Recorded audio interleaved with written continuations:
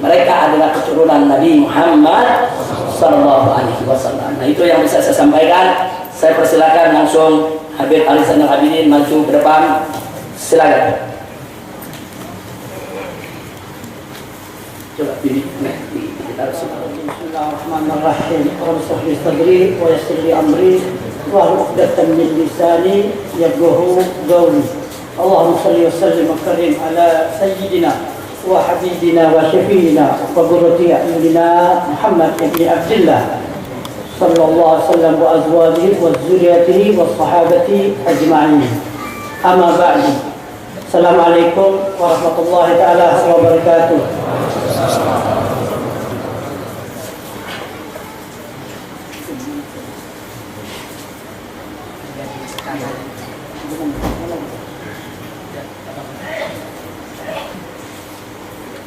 Assalamualaikum warahmatullahi taala wabarakatuh. Pertama kali Al-Fagir akan berjuta terima kasih karena Al-Fagir diberi kesempatan oleh Ahli Nafillah Al-Habib Syarif Muhammad Rizik Ibn Hasan Syihabuddin untuk berbicara tentang sedikit ilmu nasab yang Al-Fagir ketahui.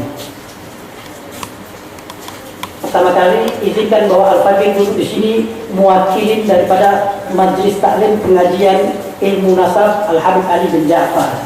Jadi Al-Fagir mewakili rekan-rekan Al-Fagir yang memang kita dalam satu pengajian yang mencoba untuk mengkaji tentang ilmu nasab.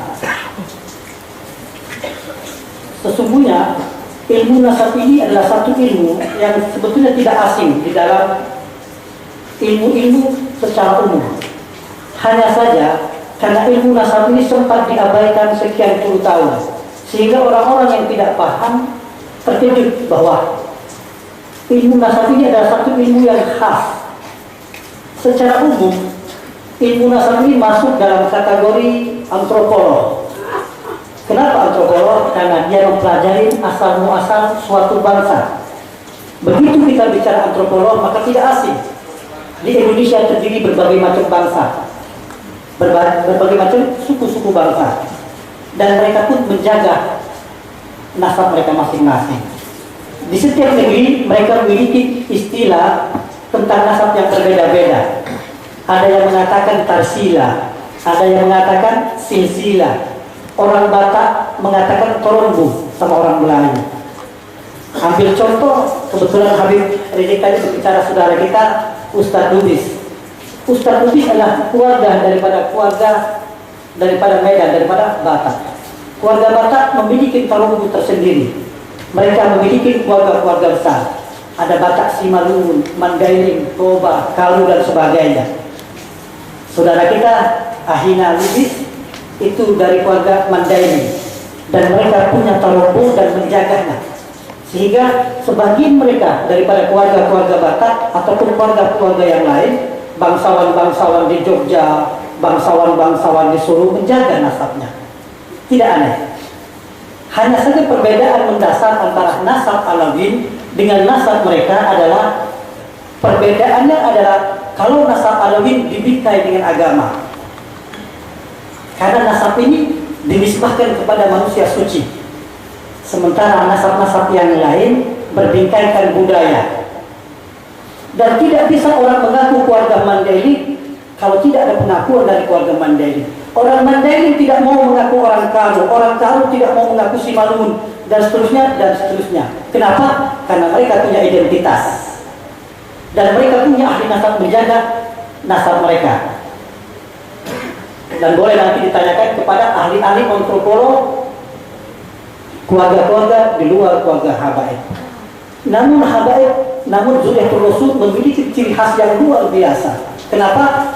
Mereka bisa menyebutkan generasi mereka antara 36 hingga 44. Dan pengakuan kerapian nasab alam ini diakui seluruh dunia dan oleh seluruh ahli antropolog. Nasab juga berkaitan dengan bidang geolog.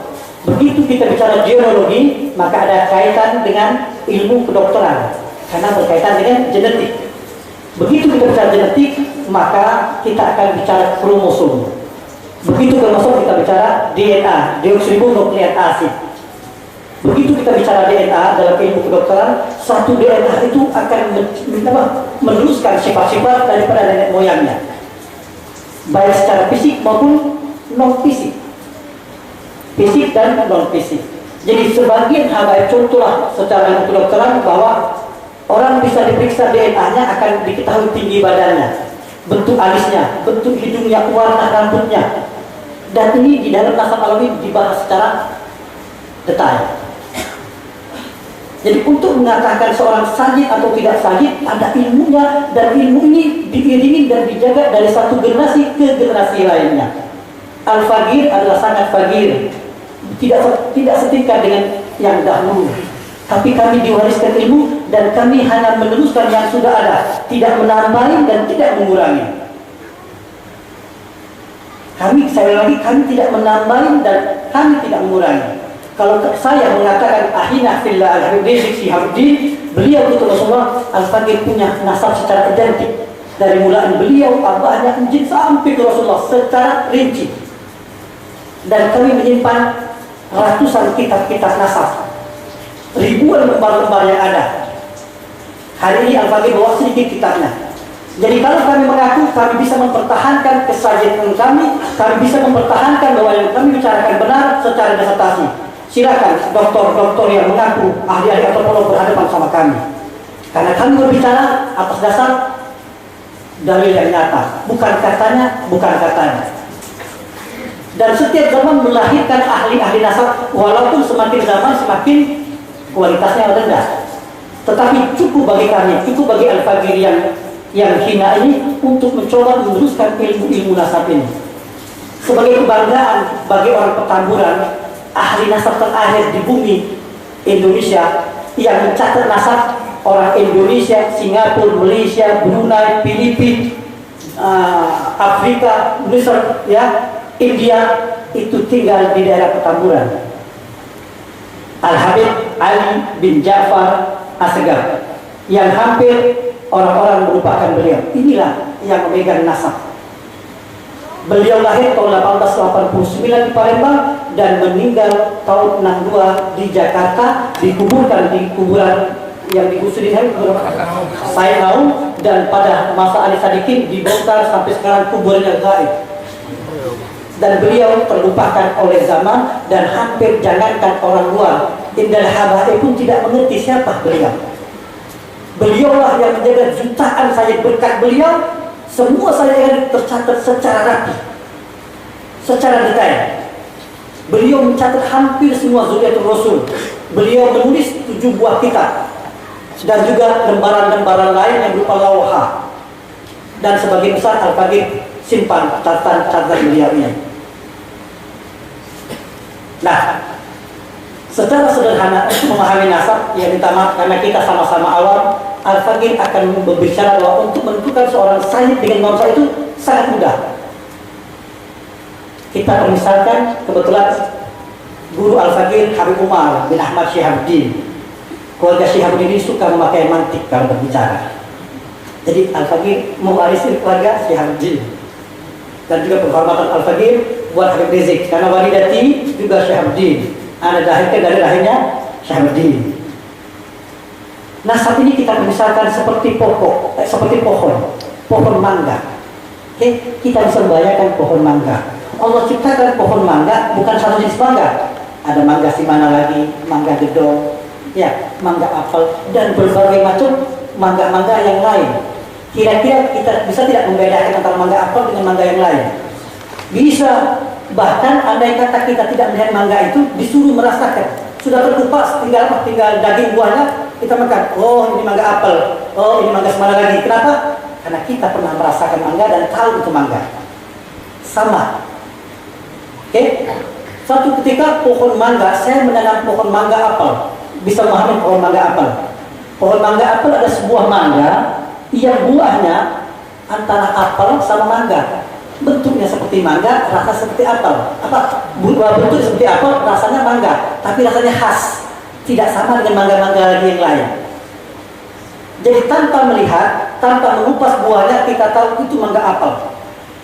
Satu ketika ada orang bawa kepada Al-Faqir mengasih mangga semang lagi, Habib ini mangga apel.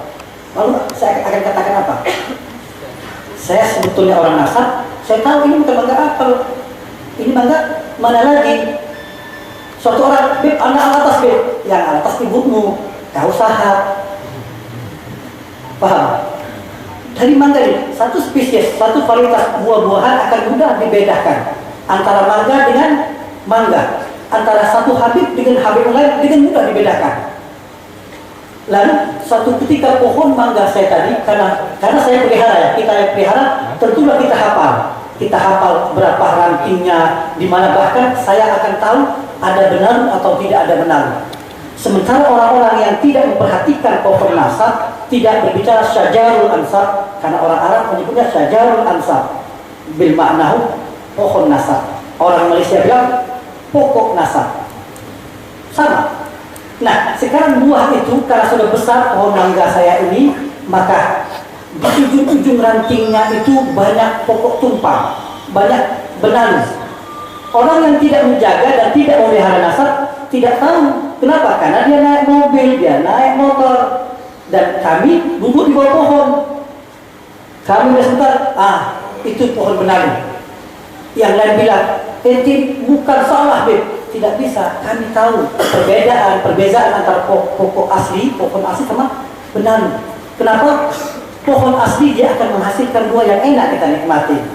Pokok tumpang dia akan merusak pokok aslinya dan tidak menghasilkan buah. Itulah yang kata Rizik tadi, bahwa orang-orang yang mencoba mengaku dirinya habib dengan mudah dibedakan. Berikutnya, satu ketika pohon mangga saya, di bawah pohon mangga saya ada buah yang lain, buah durian. Kebetulan buah durian ada orang makan itu, kemudian besok pagi ditinggalkan. Orang yang awal bilang, Beb, ini mangga apel, Beb. Kenapa? Adanya di bawah pohon mangga. Bagaimana? Bisa nggak membedakan antara pohon mangga dengan buah mangga dan buah durian? Tentu bisa. Bentuknya lain, rasanya lain, semua berbeda. Walaupun sesungguhnya durian ini lebih hebat, lebih mahal. Satu durian mungkin sekian kilo apel. Walaupun seseorang ahli tafsir, ahli hadis, imam besar, berbanding sama ini tetap tidak bisa jadi habib. Tetap tidak bisa kita akui. Jangan mentang-mentang dia pandai hadis, dia menjadi orang besar, oh barangkali dia habib. Tidak bisa. Permasalahan habib, permasalahan saya Zuria dengan non Zuria itu bukan dilihat dari tampan, bukan dilihat dari amal ibadah, tapi dari darahnya. Walaupun sebagusnya seorang sayyid mengikuti amal yang benar, tapi kata orang Melayu, siapa yang menanam benih, dia yang panen. Kalau seorang sayyid dia belajar bahasa Inggris, pandai bahasa Inggris. Kalau belajar fikih, pandai fikih. Tapi parameter untuk menentukan seorang sayyid bukan daripada keilmuan, bukan daripada wajah yang lawah, yang ganteng. Kalau berdasarkan wajah yang ganteng, kacau bilang. Kenapa? Karena sayyid ini adalah satu kaum yang mudah berinteraksi dengan kaum-kaum yang lainnya. Bahkan dalam satu ketika kita bingung membedakan yang mana habib, yang mana bukan dari sisi fisikal. Tapi dari ilmu nasab kita dengan mudah membedakan sayyid dengan non sayyid. Nah, inilah ilmu nasab. Ilmu nasab ini satu ilmu yang memang tidak pernah dikembangkan dan ditutup. Jangankan awam, dari golongan haba itu tidak banyak mengerti. Dari 1, diperkirakan ya, antara 1-2 juta haba Indonesia ini paling-paling yang mengerti nasab, paling-paling 0,0% yang memahami. Dari 0% belum tentu dia paham. Kenapa? Karena nasab adalah satu ilmu yang complicated, satu ilmu yang betul-betul mengikuti berbagai macam ilmu. Di dalam nasab ada ilmu biografi, ada ilmu kedokteran, ada ilmu sejarah, ada ilmu mantik, dan sekian banyak ilmunya. Jadi untuk menentukan satu orang sayyid atau tidak sayyid tidak mudah. Tidak mudah. Jadi kembali lagi, dan juga saya tegaskan berkali-kali, nasab adalah ilmu yang zahir, bukan batin. Jadi jangan mencoba menurut saya, kenapa? Karena mimpi ketemu wali, mimpi ketemu nabi, ataupun anak ini sayyid. Kenapa? Kata wali Fulan bin Fulan, anak ini asgar. Al-Faqir suka menemui yang begini. Nasab tidak bisa dengan hal-hal yang gaib. Nasab ini adalah ilmu yang real, ilmu yang nyata. Dan nasab ini dipelajari oleh semua orang-orang luar. Dan mereka, setiap yang menjadi nasab ini, mereka mencapai gelar doktoral di Jepun, di Belanda. Mereka cuma yang mereka pelajari bukan keseluruhan, melainkan sebagian kecil saja. Bahkan Al-Fadil ketemu 5 orang profesor dari Jepun, dan salah satunya pandai nasab al-atas secara detail dan bisa membaca buku nasab. Namanya Kazuhiro Araki. Umurnya 46 tahun. Satu hal yang menarik, kenapa itu Jepun Majusi tertarik dengan nasab?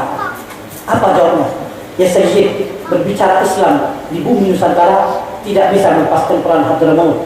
Berbicara Hadramaut tidak bisa melepaskan Sayyid. Jadi kami tertarik dengan ini gaul. Dan gaul ini gaul yang paling pandai menjaga nasab secara rapi. Hingga ini tidak ada kaum yang lain yang bisa menjaga nasabnya kecuali keluarga antum. Pengakuan dari seorang Majusi. Al-Fadil mundur sedikit.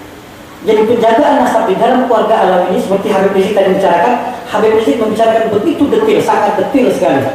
Sangat detail sekali. Itu adalah bagian-bagian atasnya.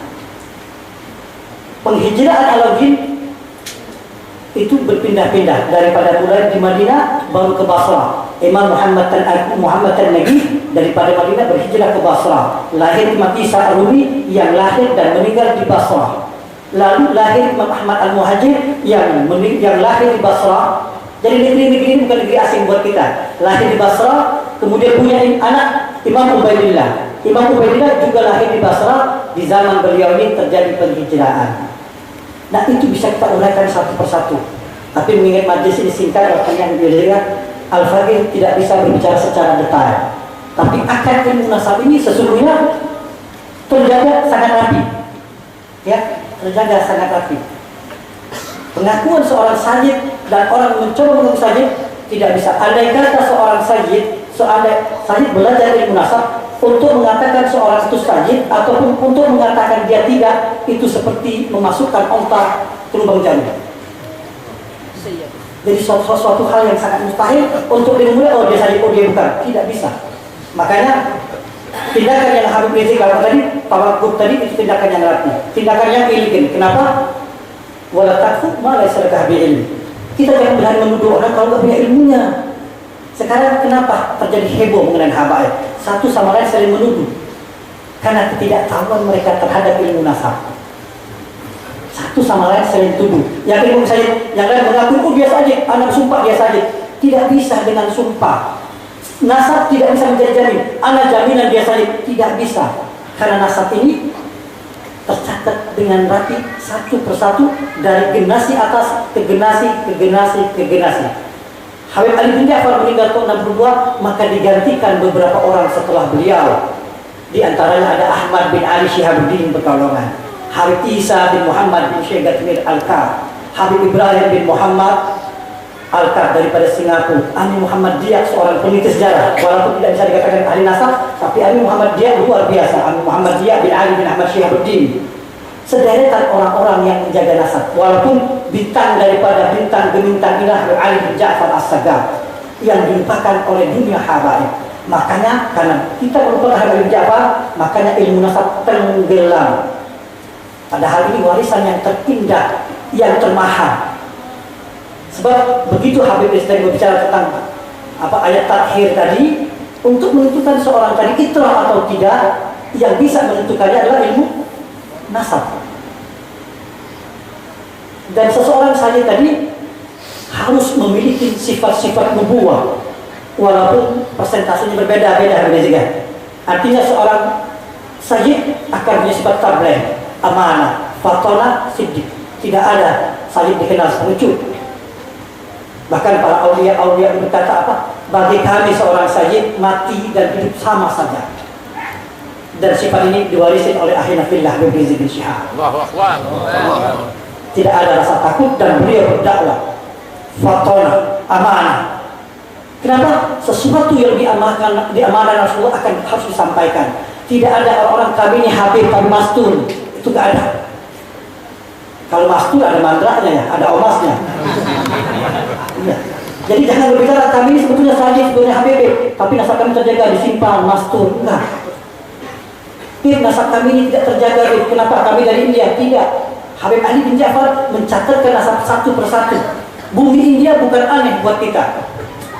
Salah satu di antara satu orang kibar aulia yang semua diakui dan detik ini kuburannya di sana dan banyak Habib dikuburkan di India, yakni Al-Imam Ali Zainal Abidin bin Ali bin Abdullah sahib surat, Ali sahib surat bin Abdullah bin Husain bin Ahmad Salabiyah. Beliau satu angkatan dengan Sahibul Ratib dan beliau tinggal di kota Surat dan sampai detik ini kuburannya di Surat dan keturunannya ramai di Surat. Dan di Jakarta juga cukup banyak, yaitu keluarga Salabiyah, di antaranya Habib Zain Kulukul.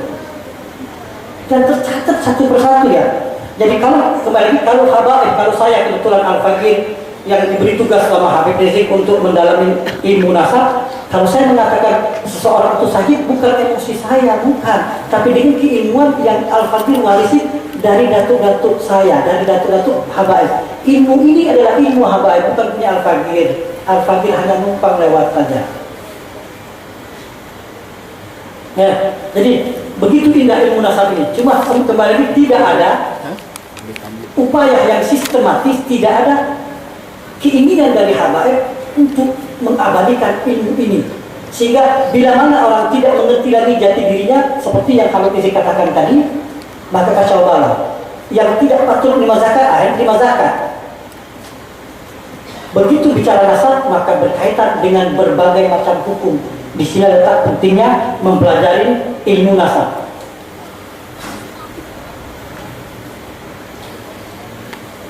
Lalu di dalam pola penjagaan nasab, datuk-datuk para habaib, para an-nasabah yang terdahulu, seperti diantaranya Habib Ali Zainal Abidin bin Abdullah Al-Awsat bin Syekh bin Abdullah bin Syekh bin Abdullah Al-Akbar Al-Aidarus. Beliau seorang ahli nasab dan beliau menjaga nasab seperti tadi Habib Rizik mengatakan bagaimana seorang imam Ibn Hajar Al-Haytami tadi mengakui kewalian Abi Bakar Al-Adani. Ya, mereka ini dari keluarga Idrus. Kalau Habib Rizik mengatakan kenapa kami harus mendahulukan keluarga Idrus, ada sejarahnya. Bukan berarti keluarga tidak hebat semua. Di dalam keluarga Alawi pada level generasi ke-22 dan 23, maka satu datuk dari keluarga Alawi yang kita kenal semua, Al-Imam Umar Al-Mihdar Al-Akbar. Ya, Imam Umar Al-Mihdar Al-Akbar, Ibn Faqih Muqaddam Thani Abdul Rahman Segar, Ibn Muhammad Maulana Dabile, Ibn Ali, Ibn Alwi Al-Ghayyun. Ibn Umar Al-Mihdar mempunyai inisiatif yang ke depan. Di sini hebatnya keluarga sudah Rasul. Dia sudah bisa prediksi ratusan tahun sebelum terjadi. Maka beliau membuat satu perkumpulan yang beliau namakan Najibul Asrar. Najibul Asrar masa itu diciptakan dan dibuat oleh beliau dalam rangka mengawal nasab. Mengawal nasab harkat martabat keluarga Alawiyin. Begitu Imam Abdullah Al-Akbar, Umar Al-Muhdar Al-Akbar meninggal, terjadi estafet kepemimpinan. Di saat itu satu-satunya orang tua yang paling bijak dan paling alim, Imam Muhammad Jamalul Lail. Nah, datuknya beliau. Imam Muhammad Jamalul Lail waktu itu berumur 80 tahun lebih. Beliau menjadi Najibul Akbar, menggantikan Imam Umar Al-Mihdar.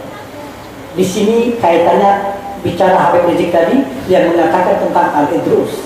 Di waktu Imam Muhammad Jamalul Lail bin Hasan Al-Muallim memimpin menjadi Najibul Akbar, beliau saat itu melihat satu pemuda yang cemerlang. Beliau ini tidak lain dan tidak bukan keponakan daripada Umar Al-Muhdar Al-Akbar Imam. Beliau juga adalah menantu Imam Umar Al-Muhdar Al-Akbar. Beliau juga murid daripada. Kenapa? Karena Imam Qutbil Malak Samsis Sumus Muhyin Nufus Al-Arabil Al-Arif Abdullah Al-Akbar Al-Idrus punya istri Aisyah binti Umar Al-Mihdar. Dari perkawinan lahirlah anak yang bernama Abi Bakar Adani dan yang lainnya. Jadi perkawinan dalam keluarga habaib sepupu itu bukan baru sekarang, dari dulu-dulu. Misal-misal berkawin. Bagi dunia orang luar, minta maaf, bagi dunia di luar alamin akan bingung. Kenapa kalian kawin adik-beradik? Bapak kalian beradik, kalian kawin. Mereka menganggap hal ini haram. Padahal dalam Islam, bapak adik-beradik, anaknya batal wudu, boleh kawin. Tapi keluarga Indonesia, umumnya orang Melayu menganggap kalau bapak adik-beradik itu tidak boleh kawin. Mereka terus ada pernyataan yang tidak bertanggung jawab. Kalau kawin adik-beradik, bapak adik-beradik akan timbul penyakit. Penyakit itu menular. Buktinya perkawinan Aisyah binti Umar al-Mihdar al-Akbar dengan Aisyah binti Umar al-Mihdar al-Akbar dengan Abdullah al-Idrus al-Akbar melahirkan satu orang besar, Abi Bakar al-Adil. Terbantahkan. Kita menaik ke atas lagi mengenai kafa'ah. Jadi di dalam nasab banyak sekali ilmu, bukan hanya satu ilmu ya. Berbagai macam ilmu ada di dalam nasab. Di sini kalau orang belajar nasab secara terperinci, mereka akan menemukan keindahan-keindahan ini. Dan ilmu nasab kembali lagi tidak bisa dijamah oleh orang di luar habaib. Yang habaib saja pun sedikit yang bisa mampu. Inilah cara Allah untuk menjaga nasab. Dan ilmu nasab tidak ada kaitan sama nasibnya. Berbanding terbalik, nasab sama nasib berbanding terbalik. Kalau fungsi nasab siap-siap melarat. Jadi kalau mau kenal jangan dinasab, cari nasib yang kaya. Imam Muhammad al-Baqir Ibn Ali Zainal Abidin, perkawinan pertama kali keluarga Rasul dimulai dari anaknya Al-Hasan Al-Husain, sababun min ahlil jannah. Imam Al-Husain punya anak Ali Al-Awsat atau bergelar Ali Zainal Abidin atau Ali As-Sajjad. Imam Hasan punya anak Fatimah. Imam Ali Zainal Abidin berkawin sama Fatimah binti Hasan. Lain siapa? Imam Muhammad al-Baqir. Jadi kubu dalam keluarga Alawi sudah ditunjukkan di atas sana. Anak Al-Hasan di antaranya ada Abdullah. Al-Imam Abdullah bin Hasan itu berkawin sama Fatimah binti Husain. Jadi banyak rahasia-rahasia di dalam nasab, dan rahasia-rahasia ini harus diungkapkan di dalam keluarga Alawi. Di dalam nasab, kitab-kitab nasab ini yang tersirat dan yang tersuratnya terlalu banyak yang tersiratnya. Yang tersiratnya 80%. 80% lah menjaga kesucian nasab. Tidak mudah orang mengaku saja. Kenapa? Karena banyak hal-hal rahasia di dalam itu. Kalau hanya main tempel, itu namanya main puzzle. Dilihat mirip ditempel. Sebaliknya di sini ada security di dalam nasab. Ada besaran-besaran, ada tuntunan untuk mengisbat, untuk memastikan dia sahih atau tidak sahih. Hari ini Al-Faqih hanya akan mengatakan dua saja. Dari sebenarnya dua saja. Pertama, susunan nama. Susunan nama. Keluarga Alawi ini, susunan namanya ini menunjukkan bahwa mereka adalah keluarga-keluarga yang keren. Keluarga-keluarga yang biru walidain. Keluarga-keluarga yang mengerti abah-abahnya, yang menghormati leluhurnya. Kenapa? Keluarga habaib selalu mengulang nama-nama itu saja. Muhammad bin Husain bin Muhammad. Kenapa dinamakan Muhammad? Karena abahnya cinta sama abahnya, maka anaknya dinamakan Muhammad. Dan selalu berulang nama-nama itu saja. Bagi awam, nama ini tidak sebagai nama, tapi bagi alamin, nama ini membawa kesan sponsor yang cantik. Kenapa dinamai Muhammad al-Baqir? Abah-abahnya mengharap sifat ini akan menurun kepada Imam Muhammad al-Baqir yang atas. Ada tabarukan. Artinya keluarga alamin ini keluarga yang betul-betul biru walidain. Nasab mengungkapkan cerita ini. Nah, begitu terbentuk perulangan nama satu persatu, lama-kelamaan dia membentuk satu formasi. Satu formasi. Formasi ini baku dan tidak mungkin berubah. Tidak mungkin orang berganti abah. Ada satu orang ngaku saja. Fulan bin Fulan bin Fulan.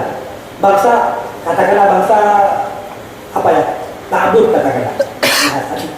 Kemudian berapa hari kemudian berganti bangsanya. Nama anjing pun berbeda. Bagi orang nasab ini satu pelanggaran yang nyata, tidak perlu lagi. Kenapa? Dengan mudah berganti bangsa, dengan mudah berganti injil. Nah, nasab ini tercatat dari mulai sekarang, dari mulai abahid sampai ke sana. Walaupun secara detail ada rincian-rincian lagi tentang nasab ini. Hari ini Al-Fakir hanya bilang begitu saja.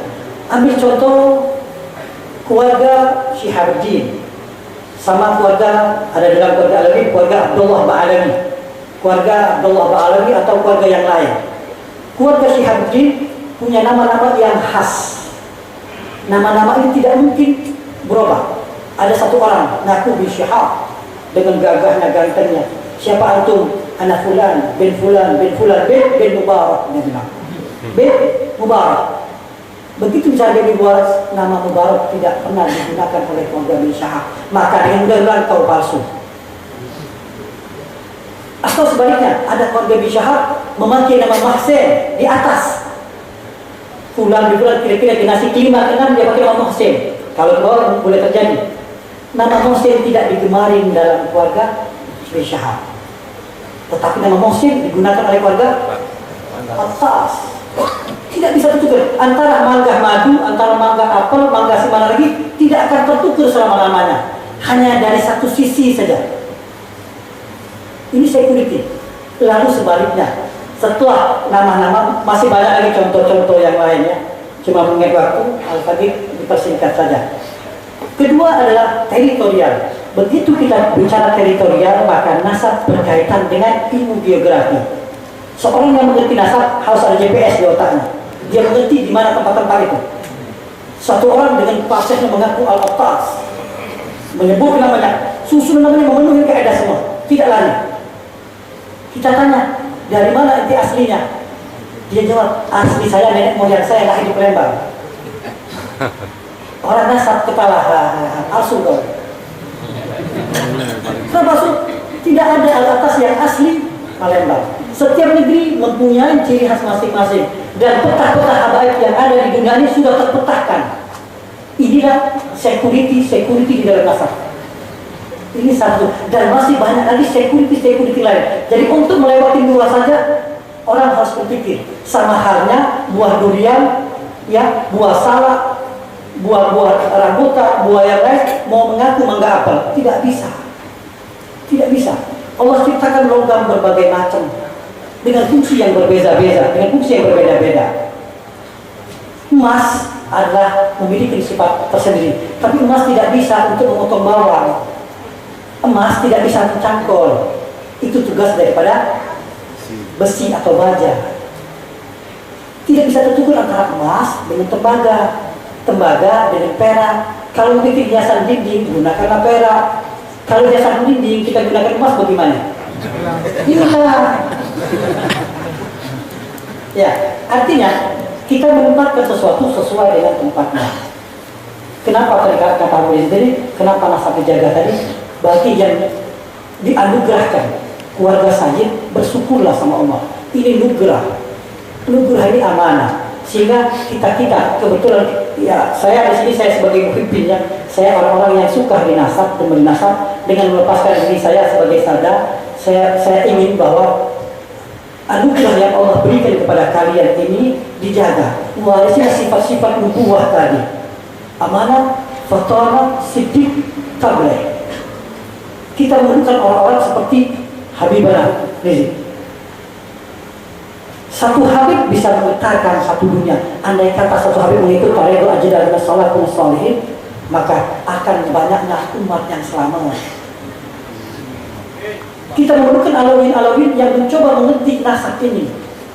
Dan kembali lagi, Al-Fakir sangat dekat sama Habib Rizik dan anak kenal sama beliau dari tahun 92 sampai sekarang tidak berubah seperti tahun 92 dulu. Dan salah satu beliau adalah orang yang perhatian dengan ilmu nasab. Maka karena beliau perhatian, Al-Fakir yang hina ini disuruh duduk di sini. Sebetulnya tidak patut, tapi beliau menghargai ilmunya, bukan Al-Fakirnya. Ilmunya ini luar biasa. Kalau Al-Fakir sama, kita sama wudunya, kita sama degilnya. Kenapa? Karena kita hidup di masa-masa akhir. Kita hidup di saat ilmu sudah hilang, ilmu nasab sudah tinggal bekas-bekasnya saja. Lalu bekas-bekasnya ini tidak dipelihara.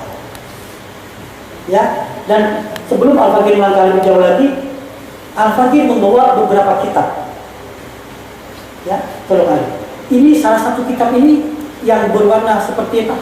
Nah, itu Umdatul Talib, yang satu ini Umdah. Ini yang Habib Rizik bilang katakan Umdah. Ini dicetak ulang dan disertakan tulisan aslinya. Umdatul Talib yang warna keluar. Jadi kami diwarisin, ini ada ratusan buku. Ini kita berumur ditulis 1825. Ini kita ditulis oleh Ali bin Muhammad bin Harun al-Junaid. Ditulis di Bandar Singapura 15 Zulqa'dah 1286. Ini naskah al-Junaid dan ini original dan adanya di Indonesia. Di Hadramaut tidak ada. Di Hadramaut tidak ada ini kita. Dan kami hanya meneruskan saja.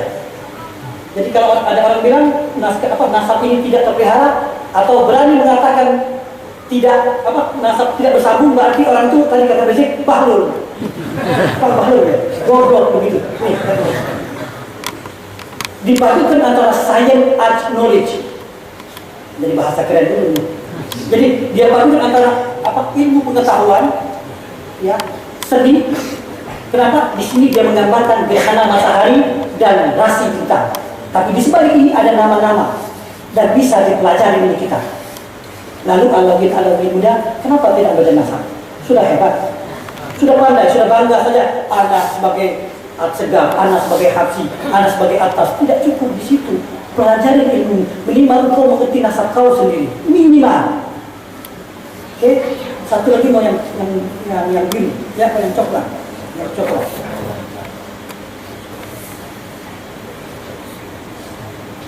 Ini naskah Terengganu. Tidak ada di Indonesia kecuali satu. Aslinya ada di Terengganu, Malaysia. Dan mencatat dengan detil. Juga berumur 100 tahun lebih. Ini kita seperti ini. Jadi kami punya bukan satu lembar, ribuan lembar, puluhan ribu, ratusan ribu lembar seperti ini. Oke? Di tangan alfabet ini yang ditulis tahun 80-an. Ini anak pernah buka sama Habib Rizik di situ. Habib Rizik ketawa. Waktu itu Habib Rizik bisa nasabnya jalan dari ujung jalan, ya, sampai ujung. Itu pun mentok masih. Ini mungkin 10 meter lebih. Ini nasab ditulis oleh ahli nasab Al-Qisa Gatmir Al-Kab. Ini orangnya. Jadi bukan katanya, ini orangnya. Meninggal tahun 15. Ditulis satu-satu dan nasab Habib Rizik tertulis dengan rapi di sini. Ini ada puluhan ya, ada puluhan seperti ini. Jadi kalau kami mengaku saja bahwa nasab yang terjaga, kami tidak main-main. Datuk kami orang-orang jenius. Kenapa? Datuk kami sudah bisa memprediksi ratusan tahun ke depan. Sebelum orang berpikir, kami sudah mendahului. Kami sudah mendahului daripada orang lain. Jadi tidak ada celah mereka berani mengatakan bahwa Zuriyah Rasul putus. Kata Rasulullah, imah dia jahil atau bahlul. Hasad tadi. Lah dia mengusir Zuriyah Rasul, lebih abdul dia urus nenek moyang dia. Kelebihan nasab Alawi dibanding nasab non Alawi, ini Al-Faqih berbicara dari sisi ilmu ya, tidak ada tendensi merendahkan. Begitu berbicara satu orang saja, Habib Rizik, Muhammad Rizik, Ibn Hassan, Ibn Muhammad, semua dari beliau Islam, abahnya Islam, jadinya Islam semakin ke atas, semakin terang benderang sinarnya. Sampai ketemu Ahmad Syihabuddin Al-Akbar yang bagaimana managibnya luar biasa. Imam Ahmad Syihabuddin Al-Akbar, Ibn Abdurrahman, Ibn Syekh Al-Syikran, Ibn Abu Bakar Syakran, dan tertib tertulis. Luar biasa dan terlalu berani orang-orang yang mengatakan nasab kami tidak terjaga. Siapa mereka? Siapa mereka? Mereka sendiri minta maaf. Bapaknya dia tahu, ujiannya dia tahu. Hari ini dia boleh seorang ustazah yang terkenal, ustazah selebriti, dikenal seluruh Nusantara. Dia boleh menjadi dai sejuta umat. Bapaknya siapa? Kiai. Bapaknya lagi guru ngaji. Bapaknya lagi kira-kira kelima keenam. Wallahu a'lam bishawab. Janganlah sombong. Kalau sudah dia sombong, berarti dia tidak mengikuti ajaran Muhammad Rasulullah. Siapa dia berani melecehkan keturunan manusia suci? Buat kami, kata tadi, buat kami orang mengakui atau tidak mengakui Habib Rizik diakui sebagai junjungan Rasul ataupun tidak akan merubah beliau. Kenapa? Yang berhak ini bukan orang luar, adalah keluarga Rasul sendiri. Dan juga tidak menjadi kami menghina, juga tidak menambah kemuliaan kami. Tidak ada perbuatan. Cuma kami menginginkan mereka tadi, innama yuridullah yusib al-umur jistah dari satu. Gulla as'altum alihi ajran illa wadafil jurba. Kalau kalian tidak tahu, celaka kalian. Kenapa ini perintah Allah di Al-Quran? Perintah Allah di Al-Quran tidak aku minta, wahai manusia muslim, orang-orang yang Islam ini, upah kami kalian ini kepada Islam kalian, kecuali kecintaan kalian kepada keluargaku. Ini jangankan mencintai, malah menafikan. Kembali kita bertanya, siapa mereka? Ya, jadi kembali lagi, saya kalau berbicara nasab biasanya di Malaysia saya perlu waktu 2 hari 2 malam. Dari jam 6 pagi sampai jam 9 malam dan berikutnya begitu lagi. Itu pun hanya ujungnya. Belum sama sekali kita menyentuh yang lain-lain. Di sini Al-Faqih mau mencoba menunjukkan bahwa saya ini, kata orang Batak, ada punya tarummu. Inilah tarummu saja.